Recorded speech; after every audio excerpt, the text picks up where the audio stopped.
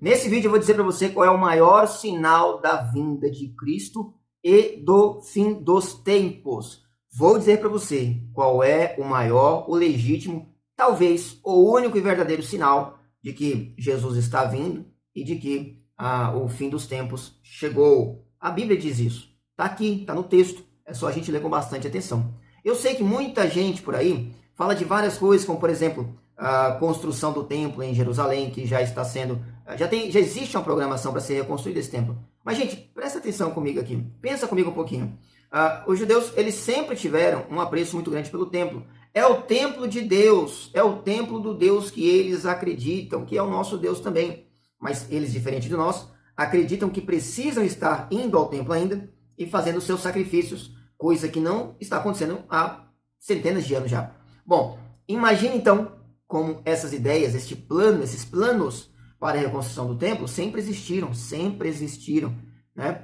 Isso não é uma evidência, não deveria ser uma evidência de que os judeus estão programando para reconstruir o templo. Vai ser meio óbvio que eles querem, e na primeira oportunidade, eles vão reconstruir o templo. Outros falam também sobre a criação do Estado de Israel, né? Os judeus voltaram para a terra de Israel, isso foi um grande sinal lá em 1948. Então esse grande milagre de Deus estar restaurando a nação é o sinal da vinda de Cristo. Bem, é um sinal bem demorado se for, né? Já tem 70 anos que isso aconteceu e Jesus ainda não voltou. É um sinalzinho bem ruinzinho, né? 70 anos de sinal.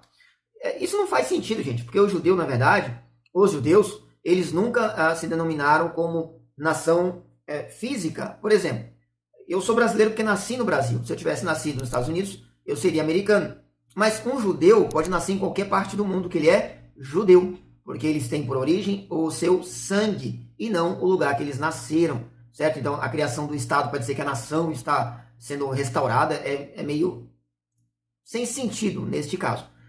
Mas existe um sinal claro e não tem a ver com terremoto, e não tem a ver com pandemia, e não tem a ver com aumento das ideologias, não. O sinal está em Mateus capítulo 24. Vamos ler comigo. O texto diz que Jesus saindo do templo e os discípulos, eles vão perguntar, no versículo 3, vão perguntar para ele, diz-nos quando serão essas coisas e que sinal haverá de tua vinda e do fim do mundo. Veja bem, eles fizeram a pergunta que você talvez esteja fazendo. Eles fizeram a pergunta que eu disse que tem a resposta aqui, e tem a resposta aqui.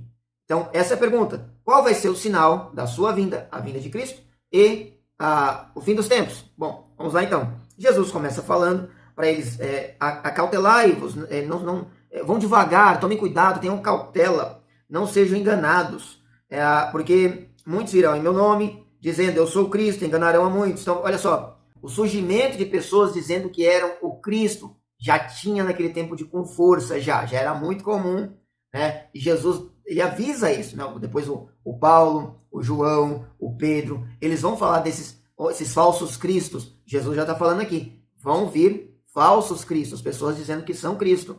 Não são o anticristo, mas são pessoas dizendo que são o Cristo, que tem a revelação, que são alguma coisa de importante. Versículo 6, ouvireis de guerra e de rumores de guerra, olhai, não vos assustei, porque é mister que isso tudo aconteça, mas ainda não é o fim. Então, guerras e rumores de guerra não são sinal do fim, é um sinal de que ainda não é o fim. Olha só, gente, do nada anuncia que vai ter uma guerra aí, e os crentes começam a falar, é o fim, é Jesus voltando, mas é o contrário, Jesus falou, calma, não é o fim, né? Vocês vão ouvir de guerra, de rumores de guerra, mas não é o fim, não é o sinal do fim, é o sinal de que não é o fim, entende? Olha só o que o texto está falando, e aí ele diz, porquanto se levantarão nação contra nação, reino contra reino, e haverá fomes e pestes e terremotos em vários lugares, mas todas essas coisas são o princípio das dores. E aqui é uma coisa importante de falar, ele está falando de coisas que vão acontecer, é necessário que essas coisas aconteçam, e ele fala de terremotos, peste, nação contra nação, fome, essas coisas não são o fim, essas coisas não são o sinal do fim, eles são o princípio das dores. E o princípio das dores não tem nada a ver com o momento da tribulação. O momento da tribulação são coisas diferentes. O texto mais para frente, eu não vou chegar até lá agora nesse vídeo, mas mais para frente vai falar coisas que vão acontecer na tribulação, que são coisas extremamente místicas, extremamente milagrosas. Coisas da tribulação são coisinhas tipo fogo caindo do céu, como o mar se transformando em sangue. São coisinhas simples como as feras saindo do mato e atacando as pessoas. São coisas simples como um buraco se abrindo no chão e saindo demônios. Veja, não são coisas que nós estamos acostumados a ver. Ele falou de coisas até agora que nós estamos acostumados a ver, que naquele tempo já era conhecido. Guerras, peste, terremoto, fome, essas coisas sempre foram de conhecimento da humanidade.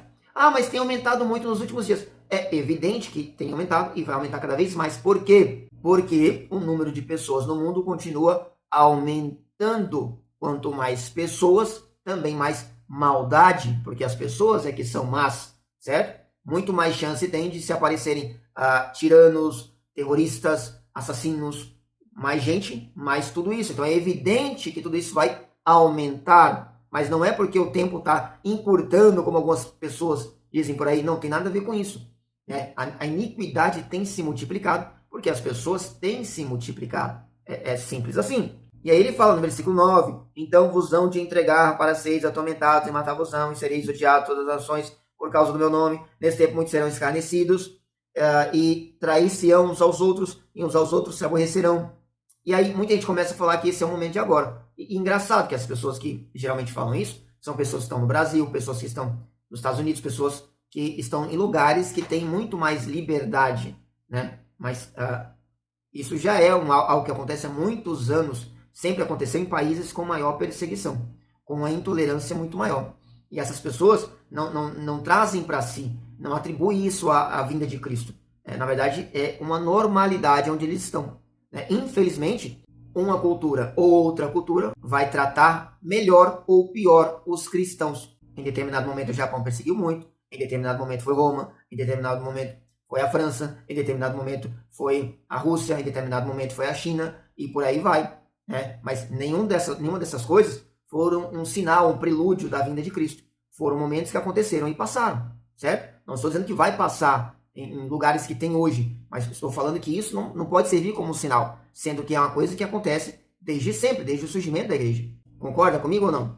Bem, e aí ele vai falar no versículo 11, surgirão muitos falsos profetas, e enganarão a muitos, e por se multiplicar a iniquidade, o amor de muitos esfriará, mas aquele que perseverar até o fim será salvo. Então, ele fala que essas coisas vão vir acontecendo e vai só piorando, né? A tendência é piorar, até chegar no ponto que ele fala, por se multiplicar a iniquidade, o amor de muitos esfriará. Então, chegará um tempo que a maldade será muito maior do que a bondade, e aí o amor desses bons até vai esfriar. E aí ele fala, mas quem perseverar até o fim. Ou seja, até agora tudo que ele falou não era o fim.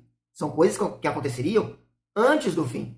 Não era o momento do fim, não era sinal do fim. Eram coisas que aconteceriam com uma normalidade, entende? Mas aí ele fala no versículo 14 o seguinte, e este evangelho do reino será pregado em todo o mundo, em testemunho a todas as gentes, e então virá o fim. Olha só, gente do céu, o texto está dizendo qual é o maior sinal, talvez o único, né? Porque pode servir como um sinal, um aumento da iniquidade. Ora, de certa forma, serve.